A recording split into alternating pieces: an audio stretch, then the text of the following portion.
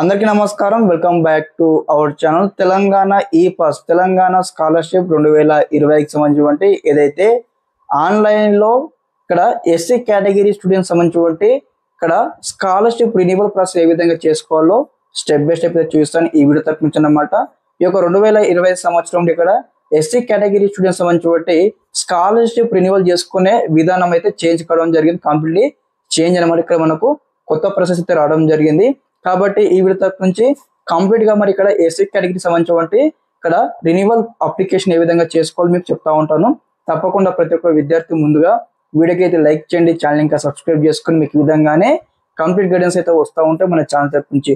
Okay, ఇక్కడ చూడండి మనం ఏదైతే TGEAPSL సంబంధించి అఫీషియల్ వెబ్సైట్ లో ఉన్నామో ఇక్కడ మనకు ఇదివరకు అయితే లింక్స్ అయితే ఇవ్వడం జరుగుతుంది. ఒకసారి పేజ్ అయితే అబ్జర్వ్ చేయండి. అందరికీ ఇక్కడ మనకు post matric scholarship for fresh registration వచ్చేసి మనకు ఇక్కడ ఎస్సీ కేటగిరీకి ఎస్టీ కేటగిరీకి మనకు అన్ని కూడా ఇవ్వడం జరిగింది. కానీ అదే విధంగా ఇక్కడ రెన్యువల్ ప్రాసెస్ లో మనం చూసుకున్నట్లయితే ఇక్కడ ఎస్సీ కేటగిరీ అయితే మనకు మెన్షన్ చేయలేదు. ఓకే, మరి ఈ యొక్క 2025 సంవత్సరంలో టోటల్ గా చేంజ్ కావడం జరిగింది. ఇక్కడ ఏం చేంజ్ అయిందన్నట్లయితే ఇక్కడ మీరు ఒకసారి ఫ్రెష్ అప్లికేషన్ చేసిన తర్వాత మీరు బీటెక్ కావచ్చు, ఇంటర్ కావచ్చు, డిగ్రీ కావచ్చు, మీకు సంబంధించిన ఏదైతే అప్లికేషన్ వచ్చేసి మీ కాలేజ్ లోపలనే జరుగుతూ ఉంటుంది. లైక్ ఏ విధంగా అంటే ఫర్ ఎగ్జాంపుల్ ఇక్కడ రెన్యువల్ రిజిస్ట్రేషన్ ఉంది కదా, ఒకసారి క్లిక్ చేయండి. అందరు కూడా క్లిక్ చేయగానే మీకు నెక్స్ట్ పేజ్ ఇక్కడ ఏ విధంగా అయితే ఓపెన్ అవుతుంది. కాబట్టి ఇక్కడ ఓపెన్ అయిపోయిన తర్వాత మీకు సంబంధించిన ఏదైతే previous scholarship application ID number enter చేయండి. అదే విధంగా మీకు సంబంధించిన ఏదైతే ఇక్కడ ఎస్ఎస్సి ఆల్ టికెట్ కావచ్చు, ఎస్ఎస్సి పాస్ ఇయర్ కావచ్చు, అదే విధంగా ఎస్ఎస్సి టైప్ కావచ్చు, అదే విధంగా అప్లికేషన్ చూడండి ఎంటర్ అప్లికెంట్ నేమ్ ఆధార్ అనమాట. ఓకే, మీ నేమ్ ఏ విధంగా ఉంటుందో ఆధార్ కార్డులో సేమ్ ఆ విధంగా మీ నేమ్ అయితే ఎంటర్ చేయండి.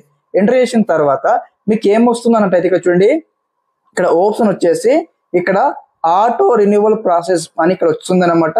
ప్లీజ్ కాంటాక్ట్ యువర్ కాలేజ్ అని మీకు అయితే రావడం జరుగుతుంది. ఫర్ ఎగ్జాంపుల్ ఇక్కడ మీకు ఒక పేజ్ అయితే వేస్తా ఉన్న ఒకసారి అబ్జర్వ్ చేయండి స్క్రీన్ పైన.